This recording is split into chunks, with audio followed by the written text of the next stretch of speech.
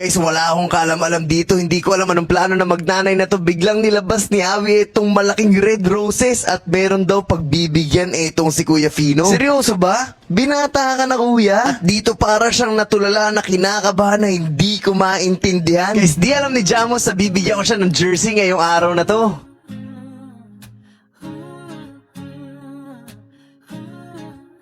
Jesus, you knew me from the start.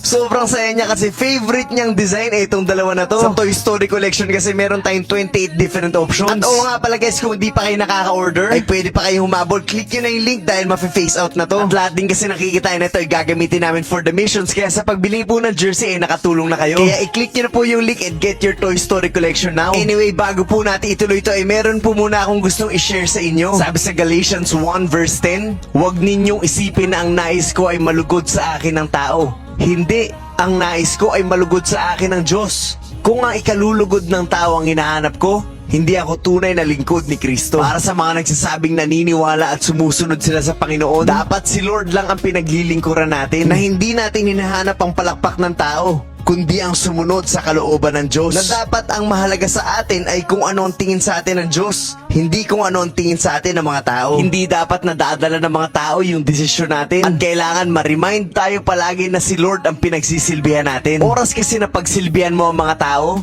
pagsisilbihan mo na rin ang mundo, doon na mag-uumpisa yung compromise. At napakaraming gumagawa niyan ngayon, nakakalungkot, na para magstay yung mga tao, hindi nila masyadong didiinan yung gospel.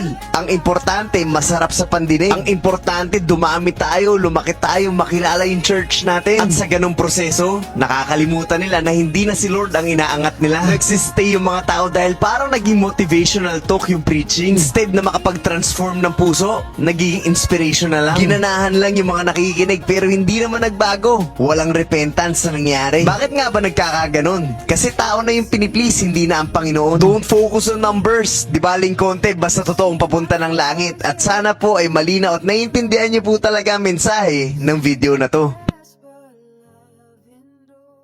So guys, isang gabi ay nagpunta kami ng mall at dito ay merong bibigyan ng bulaklak itong si Fino. Pero bago yun, iniinis ko muna itong si Baki. Ayaw niyang umahawa ako sa stroller. Lagi, Mama.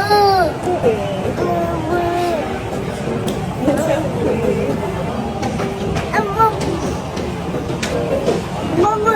Mama. Talaga naiinis talaga at dito inilabas na ni Awi yung bulaklak na ibibigay nitong si Kuya Fino. Grabe, ang laki, red roses. Teka lang, parang hindi ako handa. Baby lang to nakaraan, ngayon magbibigay na ng ganitong bulaklak. Masyado atang maaga yan, Kuya Fino. Ano ba yan? Kanino mo ba ibibigay yan? At dito nga ipumosing pa siya at picturean ko daw siya. Grabe, binata na tong Kuya Fino natin. Malaki pa sa'yo yung bulaklak na ibibigay mo. 널 바라보며 yeah. 하고 싶은 말 내가 너의 그늘이 돼줄게 언제나 편하게 기대도 돼 네가 원한다면 yeah. 내가 너의 곁에 영원히 옆에서 지켜줄게. Ayun, sa ninang naman pala, nakakagulat naman kasi wala akong kaalam-alam dun sa flowers na yun. Ay naku Kuya Fino, next time sasabihan mo ko ha. Kinakabahan si Papa mo eh. Birthday ni Ariza tong gabi na to, kaya happy birthday Ariza, and we love you so much.